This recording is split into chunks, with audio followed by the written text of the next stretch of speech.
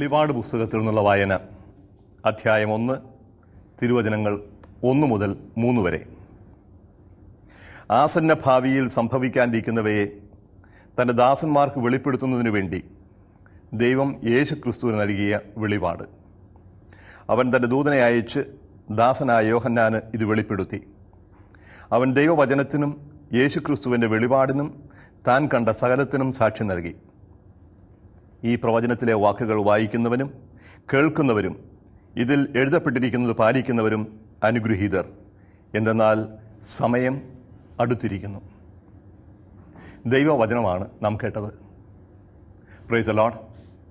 സ്നേഹമുള്ളവരെ, വെളിപാട് പുസ്തകം വിശദമായി പഠിക്കാനുള്ള ഒരു സംരംഭത്തിലാണ് നമ്മൾ ഏർപ്പെട്ടിരിക്കുന്നത്. പുസ്തകത്തിൻ്റെ പൊതുവായ ഉള്ളടക്കത്തെക്കുറിച്ചും പുസ്തകം രചിക്കപ്പെട്ട സാഹചര്യത്തെക്കുറിച്ചും നമ്മൾ കണ്ടു കഴിഞ്ഞു. ഇന്ന് നമ്മൾ ഈ പുസ്തകത്തിൻ്റെ സാഹിത്യരൂപത്തെക്കുറിച്ചാണ് പഠിക്കാനായിട്ട് ആഗ്രഹിക്കുന്നത്. എന്താണ് പുസ്തകത്തിൻ്റെ ഉള്ളടക്കമെന്ന് തന്നെ വ്യക്തമല്ല.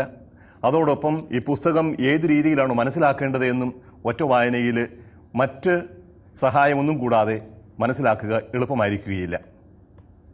ഏത് പുസ്തകവും മനസ്സിലാക്കണമെന്നുണ്ടെങ്കിൽ, ഏത് ലിഖിതവും മനസ്സിലാക്കണമെന്നുണ്ടെങ്കിൽ എന്ത് സാഹിത്യരൂപമാണ് അതിനുവേണ്ടി ഉപയോഗിച്ചിരിക്കുന്നത് എന്ന് മനസ്സിലാക്കുക ആവശ്യമാണ്. മറ്റ് സാഹിത്യങ്ങൾ എന്നതുപോലെ ബൈബിളിലും അനേകം സാഹിത്യരൂപങ്ങളുണ്ട് എന്ന് നമുക്കറിയാം. കഥകളുണ്ട്, ചെറിയ നോവലുകളുണ്ട്, ജീവചരിത്രമുണ്ട്, ചരിത്ര ആഖ്യാനമുണ്ട്. അതുപോലെ തന്നെ പ്രമാണങ്ങൾ, കൽപ്പനകൾ, പ്രവചനങ്ങൾ, പ്രബോധനങ്ങൾ, പ്രാർത്ഥനകൾ, വിലാപങ്ങൾ, കവിതകൾ, കാവ്യങ്ങൾ, ഇങ്ങനെ അനേകം സാഹിത്യരൂപങ്ങൾ ബൈബിളിൽ കാണാം. ഇതിലേത് സാഹിത്യരൂപമാണ് ഈ പുസ്തകത്തിൽ ഉള്ളത് എന്ന് ആദ്യമേ നമ്മൾ കണ്ടെത്തേണ്ടിയിരിക്കുന്നു. അല്ലെങ്കിൽ കഥയെ ചരിത്രമായോ ചരിത്രത്തെ വെറും കഥയായോ തെറ്റിദ്ധരിക്കാനുള്ള സാധ്യതയുണ്ട്. ഈ പുസ്തകം എഴുതപ്പെട്ടിരിക്കുന്നത് ഏതു സാഹിത്യരൂപത്തിലാണ് എന്ന് ആരംഭത്തിൽ തന്നെ ഗ്രന്ഥകാരൻ ചില സൂചനകൾ നൽകുന്നുണ്ട്. ഗ്രീക്ക് ഭാഷയിലാണ് ഈ പുസ്തകം എഴുതപ്പെട്ടത്. ഗ്രീക്ക് ഭാഷയിൽ ഈ പുസ്തകത്തിൻ്റെ ആദ്യത്തെ വാക്ക് തന്നെ സാഹിത്യരൂപത്തെ സംബന്ധിക്കുന്നതാണ്. അപ്പോകലിപ്സിസ് എന്നാണ് ഗ്രീക്ക് വാക്ക്. അപ്പോകലിപ്സിസ്, അതാണ് വെളിപാട് എന്ന് നമ്മൾ വ്യാഖ്യാനിക്കുന്നത് അഥവാ വിവർത്തനം ചെയ്യുന്നത്. ഭാഷയുടെ പ്രത്യേകത പരിഗണിച്ച് വെളിപാട് എന്ന ആദ്യ വാക്ക് നമുക്ക് ഉപയോഗിക്കാൻ സാധിക്കില്ല ഒരു വാചകത്തിൽ കൊണ്ടുവരുമ്പോൾ. അതുകൊണ്ട് ഗ്രീക്കിൽ ആദ്യം ഉപയോഗിക്കുന്ന വാക്ക് മലയാളത്തിലെ വാക്യത്തിലേക്ക് വരുമ്പോഴേക്കും വെളിപാട് എന്നത് അവസാനമായി വരുന്നു. അപ്പോൾ ആസന്ന ഭാവിയിൽ സംഭവിക്കാനിരിക്കുന്നവയെ തൻ്റെ ദാസർക്ക് വെളിപ്പെടുത്തുന്നതിന് വേണ്ടി ദൈവം യേശുക്രിസ്തുവിന് നൽകിയ വെളിപാട്, റെവലേഷൻ, അപ്പോകലിപ്സിസ്, ദൈവം നൽകിയ വെളിപാട് ആണ് ഈ പുസ്തകത്തിന് മുഴുവൻ ഉള്ളടക്കം എന്ന് വിശുദ്ധ ഗ്രന്ഥകാരൻ തന്നെ പറയുന്നുണ്ട്. എന്താണ് ഈ വെളിപാട് എന്നതുകൊണ്ട് അർത്ഥമാക്കുന്നത്? അതിനെക്കുറിച്ച് പറയുന്നതിന് മുമ്പേ മറ്റു പല സാഹിത്യരൂപങ്ങളെക്കുറിച്ചൊരു സൂചനയുണ്ട് എന്നുകൂടി ആദ്യമേ ഓർമ്മിപ്പിക്കട്ടെ. ഈ വാക്യത്തിൽ തുടർന്ന് വായിക്കുന്നത് ഇങ്ങനെയാണ്: അവൻ ദൈവവചനത്തിനും യേശുക്രിസ്തുവിൻ്റെ വെളിപാടിനും താൻ കണ്ട സകലതിനും സാക്ഷ്യം നൽകി. വെളിപാടിൻ്റെ പുറമെ മറ്റൊരു സാഹിത്യരൂപമാണ് സാക്ഷ്യം. മർത്യൂരിയ എന്ന് ഗ്രീക്കിൽ പറയും, വിറ്റ്നസ് ഓർ ടെസ്റ്റിമണി. അപ്പോൾ വെളിപാട്, സാക്ഷ്യം തീർന്നില്ല. ഈ പ്രവചനത്തിലെ വാക്കുകൾ വായിക്കുന്നവനും കേൾക്കുന്നവരും. ഇപ്പോൾ മൂന്നാമതൊരു സാഹിത്യരൂപത്തെക്കുറിച്ചാണ് പറയുക. ഇത് പ്രവചനമാണ്. അപ്പോഴിത് വെളിപാടാണ്, ഇത് സാക്ഷ്യമാണ്, ഇത് പ്രവചനമാണ്. പോരാ, ഇതിൽ എഴുതപ്പെട്ടിരിക്കുന്നത് പാലിക്കുന്നവരും. ഇതൊരു ലിഖിതമാണ്. തുടർന്ന് വായിക്കുമ്പോൾ നമ്മൾ കാണും, യോഹന്നാൻ ഏഷ്യയിലെ 7 സഭകൾക്ക് എഴുതുന്ന ഒരു ലേഖനം പോലെയാണ് കൊടുത്തിരിക്കുന്നത്. അപ്പോൾ ഇതൊരു ചാക്രിക ലേഖനം പോലെ, അഥവാ സർക്കുലർ ലെറ്റർ, ഒരു ചുറ്റിക്കറങ്ങി പോകേണ്ട, ഒരിടത്ത് നിന്ന് മറ്റൊരിടത്തേക്ക് എത്തിച്ചു കൊടുക്കേണ്ട ഒരു ഇടയ ലേഖനത്തിൻ്റെ രൂപത്തിലും ഈ പുസ്തകം കാണേണ്ടതുണ്ട്. അതിനും പുറമെ ഇതിനൊരു നാടകമായി അവതരിപ്പിക്കുന്നത് കാണാം. അനേകം കഥാപാത്രങ്ങൾ, വികാരനിർഭരമായ സംഘർഷഭരിതമായ സംഭവങ്ങൾ, സംഭാഷണങ്ങൾ, ഇതെല്ലാം ഉൾക്കൊള്ളുന്ന ഒരു നാടകമായും ഇതിനെ കാണുന്നുണ്ട്. അതിനും പുറമെ ഇതിനെ ഒരു ആരാധന ക്രമമായി, ലിറ്റർജിയായി, ഒരു ആരാധനയുടെ ആഘോഷമായി കാണുന്നവരുമുണ്ട്. അപ്പോൾ അനേകം വിവിധങ്ങളായ സാഹിത്യരൂപങ്ങൾ ഉൾച്ചേർന്നിട്ടുള്ള ഒരു പുസ്തകമാണ് ഈ വെളിപാട് പുസ്തകം. അപ്പോൾ ഈ പുസ്തകത്തിൻ്റെ ഉള്ളടക്കവും പുസ്തകത്തിലൂടെ ദൈവം നമുക്ക് നൽകുന്ന സന്ദേശവും ഗ്രഹിക്കണമെന്നുണ്ടെങ്കിൽ ഈ സാഹിത്യരൂപങ്ങളെക്കുറിച്ച് ഏകദേശം ഒരു രൂപം ഉണ്ടായിരിക്കുക ആവശ്യമാണ്. ആദ്യമേ നമുക്ക് വെളിപാട് സാഹിത്യരൂപത്തെക്കുറിച്ച് തന്നെ ചിന്തിക്കാം. യേശുക്രിസ്തുവിന് ദൈവം നൽകിയ വെളിപാട്, അത് ദൂതനെ അയച്ച് വെളിപ്പെടുത്തി എന്ന് പറയും. വെളിപാട് അഥവാ അപ്പോകലിപ്സിസ് എന്ന പദം ഒരു സാങ്കേതിക നാമം പോലെയാണ് സാഹിത്യരൂപത്തിൽ വരുന്നത്. ദൈവം വെളിപ്പെടുത്തി. എന്താണ് വെളിപ്പെടുത്തുന്നത്? ഇവിടെ ആസന്ന ഭാവിയിൽ സംഭവിക്കാനിരിക്കുന്നവ എന്ന് പറയും.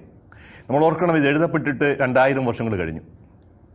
ഇപ്പോൾ നമ്മൾ കഴിഞ്ഞ തവണ കണ്ടായിരുന്നു AD 95 കാലഘട്ടത്തിലാണ് ഈ പുസ്തകം എഴുതപ്പെടുന്നത്. അപ്പോൾ ഏതാണ്ട് 2000 വർഷങ്ങൾക്ക് മുമ്പ് എഴുതപ്പെട്ട ഈ പുസ്തകത്തിൽ പറഞ്ഞിരിക്കുന്നു ആസന്ന ഭാവിയിൽ സംഭവിക്കാനിരിക്കുന്നവ. അപ്പോൾ 2000 വർഷങ്ങൾക്ക് മുമ്പ് ആസന്ന ഭാവിയിലായിരുന്നെങ്കിൽ 2000 വർഷങ്ങൾക്ക് ശേഷം അതെങ്ങനെയായിരിക്കും? ആ ചോദ്യത്തിന് ഉത്തരം കൊടുക്കുക എളുപ്പമല്ല.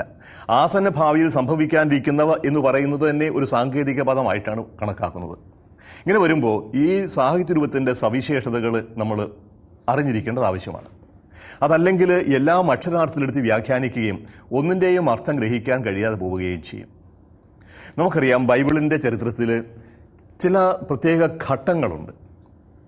പുറപ്പാട് സംഭവം മുതലിങ്ങോട്ട് കാനാൻ ദേശം കൈയെടുക്കുന്നവരെയുള്ള പുറപ്പാടിന് സംഭവമുണ്ട്, കാലഘട്ടമുണ്ട്. അതിനുമുമ്പ് പിതാക്കന്മാരുടെ കാലഘട്ടമുണ്ട്. കാനാൻ ദേശത്ത് വന്ന് ന്യായാധിപന്മാരുടെ കാലഘട്ടമുണ്ട്. ന്യായാധിപന്മാർക്ക് ശേഷം വന്നത് രാജാക്കന്മാരാണ്. രാജഭരണം ഇസ്രായേലിൻ്റെ പ്രത്യേക കാലഘട്ടമായിരുന്നു. രാജഭരണത്തിൻ്റെ ആവിർഭാവത്തോടെ ജനങ്ങൾക്കെല്ലാം വിമോചനം കിട്ടും, സ്വാതന്ത്ര്യം കിട്ടും, ദേശം സുരക്ഷിതമായിരിക്കും എന്നൊക്കെ പ്രതീക്ഷിച്ചിരുന്നു. മറ്റു ജനതകൾക്കുള്ളതുപോലെ ഞങ്ങൾക്കും വേണം രാജാവ് എന്ന് സാമുവേലിൻ്റെ അടുക്കൽ ഒന്ന് മുറവിളി കൂട്ടിയ ജനം പ്രതീക്ഷിച്ചത് രാജാവ് തങ്ങൾക്ക് സംരക്ഷണം നൽകും, ഫിലിസ്ത്യരുടെ ആക്രമണത്തിൽ നിന്ന് എന്നല്ല എല്ലാ ശത്രുക്കളുടെയും ആക്രമണത്തിൽ നിന്ന് രക്ഷ കിട്ടും, രാജ്യം സുരക്ഷിതമായിരിക്കും, ദേശം വിസ്തൃതമാകും എന്നൊക്കെയാണ് പ്രതീക്ഷിച്ചത്. പക്ഷേ പ്രതീക്ഷിച്ചതിന് വിരുദ്ധമായിട്ടാണ് രാജഭരണകാലത്ത് സംഭവിച്ചത്. BC 1030 ഇസ്രായേൽ ആരംഭിച്ച രാജഭരണം BC 587 ആയപ്പോൾ അവസാനിച്ചു. ഈ രാജഭരണ കാലഘട്ടത്തിൽ കുറേയെല്ലാം നേട്ടമുണ്ടായെങ്കിലും അതിനേക്കാൾ കൂടുതൽ പരാധീനതകളാണ് ജനങ്ങൾ അനുഭവിക്കേണ്ടി വന്നത്. ശത്രുക്കളുടെ ആക്രമണങ്ങളിൽ നിന്ന് കുറച്ചു നാളത്തേക്ക് രക്ഷ കിട്ടിയെങ്കിലും സ്വന്തം രാജാക്കന്മാർ തന്നെ ജനങ്ങളെ ചൂഷണം ചെയ്യുന്ന, നശിപ്പിക്കുന്ന ഒരു ചുറ്റുപാട് അവരനുഭവിച്ചു. വിശുദ്ധനെന്നറിയപ്പെടുന്ന ദാവീദ് രാജാവിൻ്റെ ഭരണകാലത്ത് പോലും വ്യക്തിയുടെ കുടുംബമോ സ്വത്തോ ജീവനോ സുരക്ഷിതമല്ലാത്ത സാഹചര്യങ്ങളുണ്ടായി. ബത്ശേബ സംഭവവും ഊറിയയുടെ കൊലപാതകവും ഒക്കെ അതാണല്ലോ സൂചിപ്പിക്കുന്നത്. നാബോത്തിൻ്റെ മുന്തിരിത്തോട്ടത്തിന് വേണ്ടി നാബോത്തിനെയും കുടുംബത്തെയും കൊല ചെയ്ത ആഹാബിൻ്റെ ചരിത്രം നമുക്കറിയാം. ഇപ്പോൾ രാജഭരണം കൊണ്ട് ഇസ്രായേലിന് പ്രതീക്ഷിച്ച നേട്ടമുണ്ടായില്ല, രാജാക്കന്മാർ രക്ഷ നൽകുകയില്ല എന്ന ഒരു തിരിച്ചറിവിലേക്കാണ് ജനം കടന്നു വന്നത്. ഈ സാഹചര്യത്തിലാണ് പ്രവാചകന്മാർ കടന്നു വരിക. പ്രവാചകന്മാർ ഒരു വലിയ മാനസാന്തരത്തിന് ആഹ്വാനം ചെയ്യുന്നവരായിരുന്നു. മടങ്ങി വരൂ, എൻ്റെ അടുക്കിലേക്ക് മടങ്ങി വരൂ, നിന്നെ സൃഷ്ടിച്ചവൻ്റെ, നിന്നെ വിളിച്ചവൻ്റെ, രക്ഷിച്ചവൻ്റെ അടുക്കിലേക്ക് മടങ്ങി വരൂ എന്നുള്ള ആഹ്വാനവുമായി പ്രവാചകന്മാർ കടന്നു വന്നു. മാനസാന്തരത്തിലൂടെ എല്ലാം ഭദ്രമാകും, ദൈവം വീണ്ടും അവർക്ക് രാജ്യം നൽകും എന്ന പ്രതീക്ഷകൾ പ്രവാചകന്മാർ ഉണർത്തി. പക്ഷേ അവസാനത്തെ പ്രവാചകൻ മരിച്ചിട്ടും പ്രതീക്ഷിച്ച രക്ഷ ലഭിച്ചില്ല. അതുകൊണ്ട് പ്രവചനങ്ങൾ ഇനിയും പൂർത്തിയാവാതെ കിടക്കുകയാണ്. ഈ കാലഘട്ടത്തിലാണ്, രാജഭരണത്തിൻ്റെ അവസാനത്തോടു കൂടിയാണ് മറ്റൊരു ചിന്താഗതി കടന്നു വരുന്നത്. ജ്ഞാനികളുടേതായ ഒരു കാലം, വൈസ് മെൻ എന്ന് പറയും. ജ്ഞാനികൾ അത് പ്രത്യേക ഒരു മൂവ്മെൻ്റ് ആയിരുന്നു ഇസ്രായേലിൽ. എല്ലാ ജനതകളുടെയും ഇടയിൽ ജ്ഞാനികളുണ്ട്. ആ ജ്ഞാനികൾ ജ്ഞാന സൂക്തങ്ങൾ അവതരിപ്പിക്കും. ജീവിതത്തിൽ വിജയം വരിക്കാൻ എന്തു ചെയ്യണം എന്നവർ പഠിപ്പിക്കുന്നതാണ്. ദൈവത്തിൻ്റെ പ്രമാണങ്ങൾ അനുസരിച്ച് ജീവിക്കൂ, നിങ്ങൾക്കെല്ലാം ഭദ്രമായിരിക്കും, ദീർഘായുസ് ലഭിക്കും, നിങ്ങൾക്ക് സമ്പത്തുണ്ടായിരിക്കും, ധാരാളം മക്കളുണ്ടായിരിക്കും, സമൂഹത്തിൽ സ്ഥാനമുണ്ടാകും. ഇതെല്ലാം സമ്പത്തും സ്ഥാനമാനങ്ങളും ദീർഘായുസ്സും എല്ലാം ദൈവത്തിൻ്റെ പ്രമാണം അനുസരിച്ച് ജീവിക്കുന്നവർക്ക് ലഭിക്കും എന്ന് ജ്ഞാനികൾ പഠിപ്പിച്ചു. ഭൗതികമായ ജ്ഞാനമായിരുന്നു അത്. പക്ഷേ അതും യാഥാർത്ഥ്യമായി തീർന്നില്ല. ജോബിൻ്റെ പുസ്തകത്തിലൂടെ എടുത്തു കാണിക്കുന്നത് ഈ ജ്ഞാനത്തിൻ്റെ മൗഢ്യമാണ്. ഒരു തെറ്റും ചെയ്യാതെ വിശുദ്ധനായി ജീവിച്ച ജോബ് എന്തുകൊണ്ട് അദ്ദേഹത്തിനെല്ലാം നഷ്ടപ്പെട്ടു? ഒറ്റ ദിവസം കൊണ്ട് 10 മക്കളും ഒരു കൊടുങ്കാറ്റിൽപ്പെട്ട് തകർന്ന് വീടിൻ്റെ അടിയിൽ അടിഞ്ഞ് മരിച്ചുപോയി. അദ്ദേഹത്തിൻ്റെ കപ്പലുകൾ കൊടുങ്കാറ്റിൽ തകർന്നു. മൃഗങ്ങളെ കള്ളന്മാർ പിടിച്ചുകൊണ്ടുപോയി. അഗ്നിബാധയിൽ കൃഷിയെല്ലാം നശിച്ചു. ദേഹത്തു നിന്ന് പുഴുക്കളെ തോണ്ടിമാറ്റുന്ന ഒറ്റ വ്രണമായി തീർന്ന ശരീരവുമായിരിക്കുന്ന ജോബ് ഈ ജ്ഞാനത്തിൻ്റെ മുമ്പിൽ വലിയൊരു ചോദ്യചിഹ്നമായി നിൽക്കുകയാണ്. എന്തേ നീതി മാത്രം പ്രവർത്തിച്ച ഈ ജോബിന് ഇങ്ങനെ തിന്മ മാത്രം അനുഭവിക്കേണ്ടി വന്നു? നീതിമാന്റെ സഹനത്തിന് ജ്ഞാനികൾക്ക് എന്തുത്തരമാണ് കൊടുക്കാനുള്ളത്? അവിടെയും ഉത്തരമില്ലാണ്ടായി. അപ്പോൾ ജ്ഞാനികൾ പരാജയപ്പെട്ടു, പ്രവാചകന്മാരുടെ പ്രവചനങ്ങൾ പൂർത്തിയായില്ല. ഇനി എന്ത്? ഈ ലോകത്തിന് രക്ഷയുണ്ടാകുമോ? ഇവിടുന്ന് ആരാണ് മോചനം നൽകുക? ഈ ചുറ്റുപാടിലാണ് ഈ പ്രത്യേക വെളിപാട് സാഹിത്യരൂപം രംഗത്ത് വരുന്നത്. എന്ന് പറഞ്ഞാൽ ദൈവം നേരിട്ട് ഈ ഭൂമിയിൽ ഇടപെട്ട് നീതി നടപ്പിലാക്കി ഒന്നില്ല എങ്കിൽ ഒരിക്കലും രക്ഷയുണ്ടാവുകയില്ല. അപ്പോൾ ദൈവം തന്നെ ഇടപെടും. ഈ ലോക ചരിത്രത്തിൽ ദൈവം കടന്നു വന്ന് ഈ ചരിത്രത്തിൻ്റെ അവസാനം കുറിച്ചുകൊണ്ട് പുതിയ ചരിത്രം ആരംഭിക്കും. ഇതാണ് വെളിപാട് പുസ്തകത്തിൻ്റെ പശ്ചാത്തലം, സാഹചര്യം. അപ്പോൾ വെളിപാട് എന്ന് പറയുന്ന സാഹിത്യരൂപം യഥാർത്ഥത്തിൽ രൂപം കൊള്ളുന്നത് അതിൻ്റെ പ്രത്യേകമായ കാലഘട്ടം വരുന്നത് BC 2-ാം നൂറ്റാണ്ട് മുതൽ AD 2-ാം നൂറ്റാണ്ട് വരെയുള്ള കാലഘട്ടത്തിലാണ്. പക്ഷേ അതിനു മുമ്പ് തന്നെ ദൈവം ചരിത്രത്തിൽ ഇടപെടുന്നതിനെക്കുറിച്ച് വ്യക്തമായ സൂചനകൾ നമ്മൾ കാണും. ആമോസിൻ്റെ പുസ്തകത്തിലും രാജാക്കന്മാരുടെ പുസ്തകത്തിലുമൊക്കെ ദൈവം വിധി പറയാനായിട്ട് വരുന്നു, ദൈവം വിധിക്കുന്നു, വിധിയാളനായി വരുന്നു എന്നുള്ളത് നമ്മൾ പ്രത്യേകം കാണുന്നതാണ്. പക്ഷേ ഈ ചരിത്രത്തിലേക്ക് കടന്നു വന്ന് ഈ ചരിത്രത്തെ നവീകരിക്കുന്ന ദൈവത്തെക്കുറിച്ചുള്ള വ്യക്തമായ കാഴ്ചപ്പാടുകൾ രൂപം പ്രാപിക്കുന്നത് BC 2-ാം നൂറ്റാണ്ടിലാണ്. അതിന് പ്രത്യേകമായൊരു സാഹചര്യമുണ്ട്. ചരിത്ര പശ്ചാത്തലം ഇതാണ്. BC 167 അന്തിയോക്കസ് നാലാമൻ, എപ്പിഫാനസ് അഥവാ കാണപ്പെട്ട ദൈവമെന്ന് സ്വയം വിശേഷിപ്പിക്കുന്ന സിറിയൻ ചക്രവർത്തിയായ അന്തിയോക്കസ് നാലാമൻ ഇസ്രായേലിൻ്റെ മേൽ ആധിപത്യം സ്ഥാപിച്ചു. 167 യവന സംസ്കാരം ശക്തമായി നിർബന്ധമായും ഇസ്രായേലിൻ്റെ മേൽ അടിച്ചേൽപ്പിക്കാനായിട്ട് ശ്രമിച്ചു. അതിൻ്റെ ഭാഗമായി ജീവൂസ് ദേവൻ്റെ വിഗ്രഹം ജെറൂസലം ദേവാലയത്തിൽ പ്രതിഷ്ഠിക്കാൻ നിർബന്ധിച്ചു. മാത്രമല്ല എല്ലാ യഹൂദരും പന്നിമാംസം ഭക്ഷിക്കണം നിർബന്ധമായി. മക്കളെ ഛേദനാചാരം ചെയ്യുന്നത് മാരകമായ ശിക്ഷ അർഹിക്കുന്ന കുറ്റമായി പ്രഖ്യാപിച്ചു. ബൈബിൾ ഗ്രന്ഥങ്ങൾ കെട്ടുകളായി കൊണ്ടുവന്ന് പൊതുസ്ഥലത്ത് വെച്ച് ചുട്ടുകളയാനായിട്ട് ആവശ്യപ്പെട്ടു. ഇങ്ങനെ യഹൂദ മതത്തെ ഉന്മൂലനം ചെയ്തുകൊണ്ട് യവന സംസ്കാരവും യവന മതവും ഇസ്രായേൽ നടപ്പിലാക്കാനുള്ള അതിശക്തമായ ഒരു നീക്കമുണ്ടായി 167. ഇത് വലിയൊരു മതപീഡനത്തിന് വഴിതെളിച്ചു. ഈ മതപീഡനത്തിൻ്റെ പശ്ചാത്തലത്തിൽ എങ്ങനെയാണ് ഇത് പ്രതികരിക്കുക, എവിടെ നിന്നാണ് ഇതിന് മോചനം കിട്ടുക, എങ്ങനെയാണ് ഇതിനോട് പ്രതികരിക്കേണ്ടത് എന്നുള്ള ചിന്തയിൽ ഒരു വിഭാഗം ജനങ്ങൾ അന്തിയോക്കസ് നാലാമനോട് സഹകരിക്കുകയും യവന സംസ്കാരം സ്വീകരിക്കാൻ സന്നദ്ധരാവുകയും ചെയ്തു. മറ്റൊരു വിഭാഗം മത്താത്തിയാസ് എന്ന പുരോഹിതൻ്റെ നേതൃത്വത്തിൽ 5 മക്കളുണ്ടായിരുന്ന മത്താത്തിയാസിൻ്റെ നേതൃത്വത്തിൽ ഒരു വലിയ വിപ്ലവ പ്രസ്ഥാനത്തിന് തുടക്കം കുറിച്ചു. ഒരു ഗുവറില്ല ഒളിപ്പോരാളികളുടെ സംഘം യുദ്ധം ആരംഭിച്ചു. അതാണ് മക്കബായരുടെ ചരിത്രം മക്കബായ പുസ്തകത്തിൽ കാണുക. ഇതിൻ്റെ പിന്നിൽ നിൽക്കുന്ന ഒരു ചിന്താഗതിയുണ്ട്. ആ ചിന്താഗതിയാണ് വെളിപാട് സാഹിത്യരൂപത്തിൻ്റെ കേന്ദ്രമായിട്ട് നമ്മൾ കാണുന്നത്. ഇവിടെ ദൈവമാണെന്ന് സ്വയം അവകാശപ്പെടുന്ന അന്തിയോക്കസ് നാലാമൻ വാസ്തവത്തിൽ ദൈവമല്ല, ദൈവത്തിൻ്റെ വക്താവുമല്ല, ദൈവത്തിൻ്റെ എതിരാളിയായി നിൽക്കുന്ന സാത്താൻ്റെ തന്നെ അവതാരമാണ്. ഈ ഭരണത്തിന് ദൈവം അറുതി വരുത്തും. അതുകൊണ്ട് നിങ്ങൾ ഈ മതപീഡനത്തിൽ മനസ്സുമടുക്കാതെ ജീവൻ പോലും നഷ്ടപ്പെടുത്താൻ തയ്യാറാവുക. ദൈവം ചരിത്രത്തിൽ ഇടപെട്ട് ഇതിന് അവസാനം വരുത്തും. ഇങ്ങനെ മതപീഡനത്തിലും മനം തകരാതിരിക്കാനായിട്ട്, തളർന്നു പോകാതിരിക്കാൻ വേണ്ടി ജനങ്ങൾക്ക് പ്രത്യേകമായി പ്രചോദനം നൽകുന്നതിന് വേണ്ടി രൂപം പ്രാപിച്ച ഒരു പ്രത്യേക സാഹിത്യ രൂപമാണ് ദൈവം നൽകുന്നൊരു വെളിപാടായിട്ട് ഇവിടെ അവതരിപ്പിക്കുക. ഇങ്ങനെ വരുമ്പോൾ ഇന്നത്തെ ഈ ചരിത്രത്തിൽ ദൈവം ഇടപെടാൻ പോകുന്നു.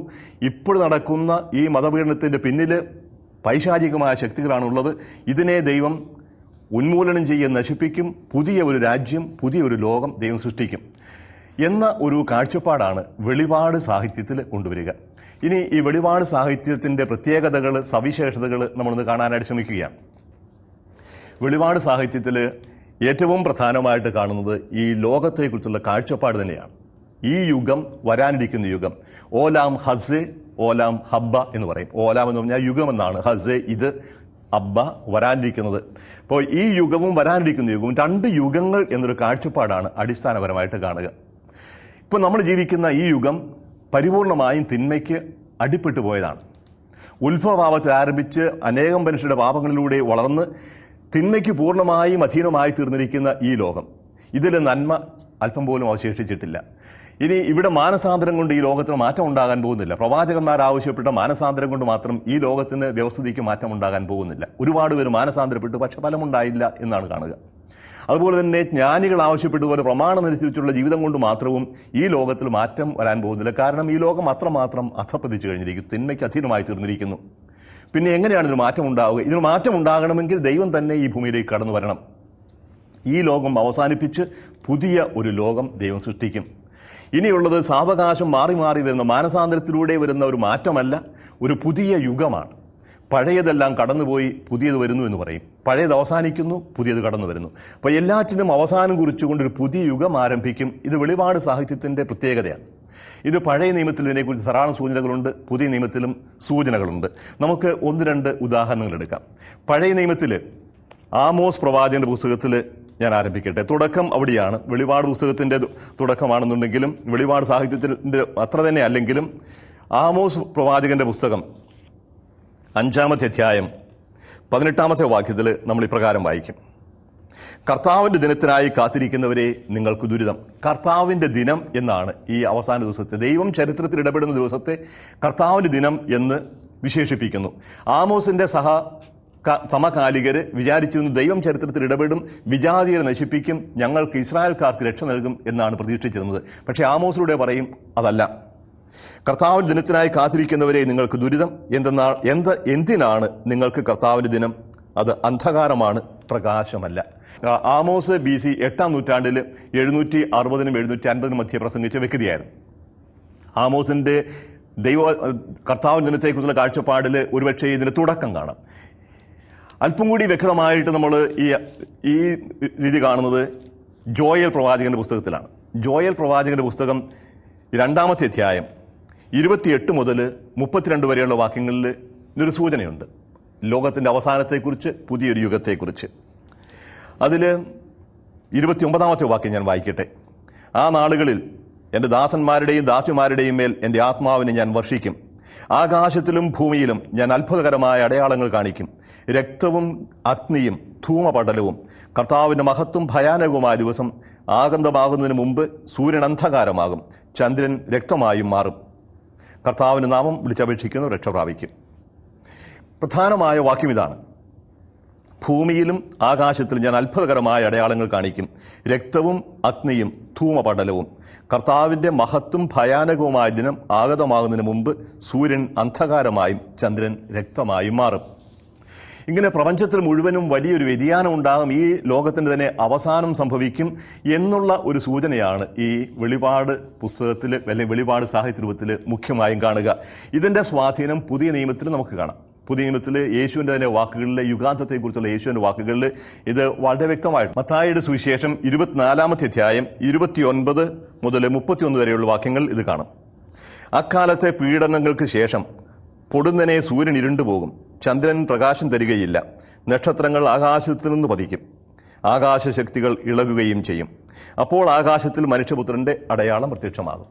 അപ്പോൾ ഈ ലോകത്തിൻ്റെ അവസാനത്തെക്കുറിച്ചുള്ള സൂചന ഇത് തന്നെ മർക്കോസ് എഴുതിയ സുവിശേഷം 13-ാമത്തെ അധ്യായം 23-27 വാക്യങ്ങളിൽ കാണും. അപ്പോൾ ലോകാവസാനത്തെക്കുറിച്ചുള്ള ഒരു സൂചനയാണ് ഈ വെളിപാട് സാഹിത്യരൂപത്തിൻ്റെ പ്രത്യേകതകളിൽ ഒന്നായിട്ട് കാണുക. ദാനിയേലിൻ്റെ പുസ്തകം 7-ാമത്തെ അധ്യായത്തിലാണ് ഇതിനെക്കുറിച്ച് വളരെ വിശദമായിട്ടുള്ള ഒരു ചിത്രീകരണം കാണുന്നത്. ദാനിയേലിൻ്റെയും സഖറിയായുടെയും പുസ്തകങ്ങളിലാണ് വെളിപാട് സാഹിത്യരൂപം അതിൻ്റെ പൂർണ്ണതയിൽ പ്രകടമാവുക. അപ്പോഴേ ഞാൻ പറഞ്ഞു വന്നത് വെളിപാട് സാഹിത്യരൂപത്തിൻ്റെ ആദ്യത്തെ സവിശേഷത ചരിത്രത്തെക്കുറിച്ച്, ഈ യുഗത്തെക്കുറിച്ചുള്ള കാഴ്ചപ്പാടാണ്. ഈ യുഗവും വരാനിരിക്കുന്ന യുഗവും. ഈ യുഗം പാപത്തിന് അധീനമായി തീർന്നിരിക്കുന്നു, രക്ഷിക്കപ്പെടാൻ സാധിക്കാത്ത വിധത്തിൽ ഇതെല്ലാം വളരെ മോശമായി തീർന്നിരിക്കുന്നു. അതുകൊണ്ട് ദൈവം ഈ ലോകത്തിന് ഒരു അവസാനം വരുത്തി പുതിയ ഒരു യുഗം ആരംഭിക്കും. ഇത് ദൈവത്തിൻ്റെ തന്നെ ഇടപെടലുകളായിരിക്കും. മനുഷ്യൻ്റെ മാനസാന്തരമല്ല, മനുഷ്യൻ്റെ പ്രവർത്തനമല്ല, ദൈവം തന്നെ ചരിത്രത്തിൽ ഇടപെട്ടുകൊണ്ടാണ് ഇതിന് മാറ്റം വരുത്തുക. അപ്പോൾ ദൈവത്തിൻ്റെ ഇടപെടൽ പുതിയ യുഗത്തിന് തുടക്കം കുറിക്കും. ഒരു പുതിയ ആകാശവും പുതിയ ഭൂമിയും ഞാൻ കണ്ടു എന്ന് വെളിപാട് പുസ്തകം ഗ്രന്ഥകാരൻ പറയുന്നത് ഈ കാഴ്ചപ്പാടിൽ വേണം മനസ്സിലാക്കാൻ. മൂന്നാമത്തേത്, എപ്പോഴാണ് ഈ അവസാനം ഉണ്ടാവുക? ഈ അവസാനം സമീപസ്ഥമായിരിക്കുന്നു, അടുത്തെത്തിയിരിക്കുന്നു. The end is near. ഇതാ ഇവിടെ ലോകാവസാനം തൊട്ടടുത്തെത്തിയിരിക്കുന്നു എന്ന ഒരു കാഴ്ചപ്പാടാണ് ഈ സാഹിത്യ രൂപത്തിൽ കാണുക. അപ്പോൾ ഒരുപാട് കാത്തിരിക്കേണ്ട കാര്യമില്ല. പ്രത്യേകിച്ചും മതപീഡനത്തിൽ മനം തകരുന്ന വ്യക്തികൾക്ക് ദൈവം ഇപ്പോൾ തന്നെ ചരിത്രത്തിൽ ഇടപെടും, ഇതാ അടുത്തെത്തിയിരിക്കുന്നു. ഇങ്ങനെ ഒരു സൂചനയാണ് ഈ സാഹിത്യ രൂപത്തിൽ കാണുക. ഇതിനെ നമ്മൾ അക്ഷരാർത്ഥത്തിൽ എടുക്കേണ്ടതല്ല എന്ന് വ്യക്തമാണ്. കാരണം 2000 വർഷം കഴിഞ്ഞിട്ടും ഈ സംഭവങ്ങൾ ഇതുപോലെ തന്നെയാണ് മുന്നോട്ട് പോകുന്നത്. അപ്പോൾ ലോകാവസാനം അടുത്തെത്തിയിരിക്കുന്നു, ദൈവം ഒരു പുതിയ ആകാശവും പുതിയ ഭൂമി സൃഷ്ടിക്കും. അതുകൊണ്ട് അല്പം കൂടി പിടിച്ചു നിൽക്കുക. ഇതാണ് മൂന്നാമത്തെ പ്രധാന ഘടകം. നാലാമത്തെ ആശയം, ഈ വെളിപാട് സാഹിത്യത്തിൻ്റെ പ്രത്യേകത ഈ പുതിയ യുഗത്തെക്കുറിച്ചുള്ള കാഴ്ചപ്പാടാണ്, പുതിയ യുഗത്തെക്കുറിച്ചുള്ള വിവരണങ്ങളാണ്. പുതിയ യുഗം ആരംഭിക്കുന്നത് ലോകത്തിൻ്റെ തന്നെ ഒരു നവീകരണമാവും. പഴയതെല്ലാം കടന്നുപോയി എല്ലാം നവീകരിക്കുന്നു. ഈ നവീകരണത്തിൻ്റെ ഭാഗമാണ് മരിച്ചവരുടെ പുനരുത്ഥാനം. ഇന്ന് ഈ വെളിപാട് സാഹിത്യത്തിലൂടെ നമ്മൾ കടന്നു പോകുമ്പോൾ കാണുന്നത് വിശ്വാസത്തിനു വേണ്ടി ജീവത്യാഗം ചെയ്യുന്നവർ, ദൈവത്തിലുള്ള വിശ്വാസം, തങ്ങളുടെ മതത്തിലുള്ള വിശ്വാസം ഏറ്റുപറഞ്ഞുകൊണ്ട് അതിനുവേണ്ടി ജീവൻ നഷ്ടപ്പെടുത്തുന്നവർക്ക് ദൈവം ഒരു പുതിയ ജീവൻ നൽകും. പുതിയ പുനരുത്ഥാനത്തോടു കൂടിയാണ് ഈ പുതിയ യുഗം ആരംഭിക്കുന്നത്. ആ പുതിയ യുഗത്തിന് ശേഷം വിധിയുണ്ടാകും. വിധിക്ക് ശേഷം വിശുദ്ധരായവർ ദൈവത്തോടൊന്നിച്ച് പുതിയ ആകാശത്തിൽ പുതിയ ഭൂമിയിൽ ജീവിക്കും. ഇനി സംഭവിക്കുന്നത് ഈ പുനരുത്ഥാനത്തിന് ശേഷം ഉണ്ടാകുന്ന 1000 വർഷത്തെ ഭരണമാണ്. മിശിഹായുടെ നേതൃത്വത്തിൽ 1000 വർഷം വിശുദ്ധർ ഭരിക്കും. അതിനുശേഷമാണ് പരിപൂർണമായും എല്ലാം നവീകരിക്കപ്പെടുക. ഇതിൽ നമുക്ക് മനസ്സിലാക്കാൻ ഏറെ ബുദ്ധിമുട്ടുള്ള ഒന്ന് ഈ സാഹിത്യം ഉപയോഗിക്കുന്ന പ്രതീകങ്ങളാണ്. വരാൻ പോകുന്ന കാര്യങ്ങളെക്കുറിച്ചെല്ലാം പ്രതീകങ്ങളിലൂടെയാണ് സംസാരിക്കുക. അതുകൊണ്ട് അക്ഷരാർത്ഥത്തിൽ ഈ പുസ്തകം വായിച്ചാൽ മനസ്സിലാക്കാൻ ശ്രമിച്ചാൽ ഒന്നും മനസ്സിലാവുകയില്ല. പ്രതീകങ്ങളിലൂടെയാണ് നമ്മൾ ഇത് കാണുന്നത്. പ്രതീകങ്ങളെക്കുറിച്ച് ഞാൻ പിന്നീട് വിശദമായിട്ട് സംസാരിക്കുന്നതാവും. അനേക പ്രതീകങ്ങൾ, പ്രതീകാത്മകമായ ഭാഷ, സംഖ്യ, ഒരുപാട് കാര്യങ്ങൾ പ്രതീകങ്ങളിലൂടെ സംസാരിക്കുന്നു. അത് എന്താണെന്ന് മനസ്സിലാക്കണം. എങ്കിലേ ഇവിടെ പറയുന്ന കാര്യങ്ങൾ ഗ്രഹിക്കാൻ സാധിക്കുകയുള്ളൂ. ഈ വെളിപാട് സാഹിത്യത്തിന് മറ്റൊന്നാണ് ദൈവത്തിനും മനുഷ്യർക്കും മധ്യേയുള്ള മധ്യവർത്തികളുടെ സ്ഥാനം. മാലാഖമാരെക്കുറിച്ച് വെളിപാട് സാഹിത്യ രൂപത്തിൽ ഒരുപാട് കാണും. ഈ BC 2-ാം നൂറ്റാണ്ട് മുതലാണ് മാലാഖമാരെക്കുറിച്ചുള്ള കാഴ്ചപ്പാട് തന്നെ വളരെയധികം വികസിച്ചതും. അത് ഈ വെളിപാട് സാഹിത്യ രൂപത്തിൻ്റെ ഒരു പ്രത്യേകതയുമാണ്. അതുപോലെ ചരിത്ര സംഭവങ്ങളെ പ്രവചനങ്ങളായി അവതരിപ്പിക്കുന്ന ഒരു പ്രവണത ഈ വെളിപാട് സാഹിത്യത്തിനുണ്ട്. ഉദാഹരണത്തിന് ദാനിയേലിൻ്റെ പുസ്തകം 7-ാമത്തെ അധ്യായത്തിൽ 4 ജനതകളെക്കുറിച്ച് പറയുന്നത്, 4 രാജ്യങ്ങളെക്കുറിച്ച് 4 മൃഗങ്ങളായിട്ടാണ് അവതരിപ്പിക്കുക. 4 ക്രൂര മൃഗങ്ങൾ, 4 മഹാരാജ്യങ്ങളാണ്. അത് പേർഷ്യ, അതുപോലെ മേദിയ, ഗ്രീസ്, ഇങ്ങനെ 3 ബാബിലോൺ, പേർഷ്യ, മേദിയ, ഗ്രീസ്, ഇങ്ങനെ രാജ്യങ്ങളെ മഹാഭീകരരായ മൃഗങ്ങളായി ചിത്രീകരിക്കുകയും ഇതെല്ലാം വരാൻ പോകുന്നതാണെന്ന് പറയുകയും ചെയ്യുമ്പോൾ ദാനിയേലിൻ്റെ പുസ്തകത്തിൻ്റെ വായിച്ചു നോക്കുമ്പോൾ പിന്നീട് വിശദീകരണം കൊടുക്കും. ഈ രാജ്യങ്ങളെല്ലാം കടന്നുപോയവയാണ്. ബാബിലോൺ ആവട്ടെ, പേർഷ്യ ആവട്ടെ, മേദിയ ആവട്ടെ, ഗ്രീസ് ആവട്ടെ, ഇതെല്ലാം പോയതാണ്. അവസാനം വരുന്ന ഒരു രാജ്യം, അത് ഇപ്പോൾ മതപീഡനം നടത്തുന്ന അന്തിയോക്കസ് 4-ാമനെക്കുറിച്ചുള്ള ഒരു ചിത്രീകരണമാവും. അപ്പോൾ കഴിഞ്ഞുപോയ കാലങ്ങളെ വരാനിരിക്കുന്നതായി ചിത്രീകരിക്കുകയും ചരിത്രത്തെ പ്രവചനമായി അവതരിപ്പിക്കുകയും ചെയ്യുക എന്നത് ഈ വെളിപാട് സാഹിത്യത്തിൻ്റെ ഒരു സവിശേഷതയാണ്. അവസാനമായി ഈ വെളിപാട് സാഹിത്യത്തിൽ ഗ്രന്ഥകാരൻ സാധാരണഗതിയിൽ സ്വന്തം പേര് പറയാറില്ല. ദാനിയേൽ, ഉദാഹരണത്തിന് ദാനിയേലിൻ്റെ പുസ്തകം എഴുതപ്പെട്ടത് BC 2-ാം നൂറ്റാണ്ടിലാണ്. പക്ഷേ 8-ാം നൂറ്റാണ്ടിലോ 9-ാം നൂറ്റാണ്ടിലോ ജീവിച്ചിരുന്ന ഒരു പ്രവാചകനായിട്ടാണ് ദാനിയേലിനെ അവതരിപ്പിക്കുക. ഏനോക്കിൻ്റെ പുസ്തകം എന്നറിയപ്പെടുന്ന ബൈബിളായിട്ട് അംഗീകരിക്കപ്പെട്ടിട്ടില്ലാത്ത അപ്രമാണിക ഗ്രന്ഥമുണ്ട്. ഏനോക്കിൻ്റെ പുസ്തകം, ഏശയ്യായുടെ പുസ്തകം, അല്ലെങ്കിൽ ആദത്തിൻ്റെയും ഹവ്വായുടെയും പുസ്തകം, മോശയുടെ വെളിപാട്, അനേകം ഗ്രന്ഥങ്ങൾ ഈ BC 2-ാം നൂറ്റാണ്ട് മുതൽ AD 2-ാം നൂറ്റാണ്ട് വരെ രംഗത്ത് വന്നിട്ടുണ്ട്. അവയെല്ലാം മറ്റാരുടെയെങ്കിലും അറിയപ്പെടുന്ന ഏതെങ്കിലും ആളിൻ്റെ പേരിലാണ് എഴുതപ്പെട്ടിരുന്നത്. അപ്പോൾ സ്യൂഡോണിമസ്, വ്യാജനാമവും ഈ വെളിപാട് സാഹിത്യത്തിൻ്റെ ഒരു സവിശേഷതയാണ്. അപ്പോൾ ഈ പറഞ്ഞ കാര്യങ്ങളെല്ലാം കൂടി ഒന്ന് ചുരുക്കി പറഞ്ഞാൽ, നമ്മൾ പഠിക്കാൻ പോകുന്ന പുസ്തകം ഒരു പ്രത്യേക സാഹിത്യ രൂപത്തിലുള്ളതാണ്. ആ സാഹിത്യ രൂപത്തിന് വെളിപാട് സാഹിത്യം എന്നാണ് പറയുക. ആ വെളിപാട് സാഹിത്യത്തിൻ്റെ സവിശേഷതകളിൽ ചിലത്, ഏറ്റവും പ്രധാനപ്പെട്ടത് മതപീഡനത്തിനിരയായിക്കൊണ്ടിരിക്കുന്ന ഒരു സമൂഹത്തിൽ വിശ്വാസത്തിൽ സ്ഥിരത ലഭിക്കാൻ വേണ്ടി, ഉറച്ചു നിൽക്കാൻ വേണ്ടി ശക്തി കൊടുക്കുക എന്ന ലക്ഷ്യമാണുള്ളത്. ദൈവം തന്നെ ചരിത്രത്തിൽ ഇടപെടും. ഈ ഭൂമിയുടെ ഈ ചരിത്രത്തിന് അവസാനം വരുത്തും. ദൈവം ഒരു പുതിയ ഭൂമി, പുതിയ ആകാശം സൃഷ്ടിക്കും. അത് ദൈവത്തിൻ്റെ തന്നെ പൂർണ്ണമായ ദൈവത്തിൻ്റെ പ്രവർത്തനമായിരിക്കും. എന്നാണ് സംഭവിക്കുക? അത് ഉടനെ സംഭവിക്കും എന്നാണ് പറയുക. ഉടനെ എന്ന് പറഞ്ഞാൽ അത് കൃത്യമായും ഒരു ക്രോണോളജിക്കലായിട്ട് പറയാൻ പറ്റില്ല, തിയോളജിക്കലായിട്ട്. സമയത്തിൻ്റെ പരിധിയിലല്ല, ദൈവശാസ്ത്രത്തിൻ്റെ പരിധിയിലാണ് ഉടനെ സംഭവിക്കുക. ഓരോ വ്യക്തിക്കും ഇത് താമസിയാതെ അനുഭവവേദ്യമാകും. പക്ഷേ ലോകത്തിൻ്റെ മൊത്തം നവീകരണം എന്നാണ് സംഭവിക്കുക? അതിനെക്കുറിച്ച് കണക്കുകൾ ഇവിടെ അവതരിപ്പിക്കുന്നില്ല. അതുകൊണ്ട് അക്ഷരാർത്ഥത്തിൽ ലോകാവസാനത്തിൻ്റെ കണക്ക് കൂട്ടാനുള്ള യാതൊരു മെത്തഡും ഈ പുസ്തകങ്ങൾ നമുക്ക് കിട്ടുകയില്ല.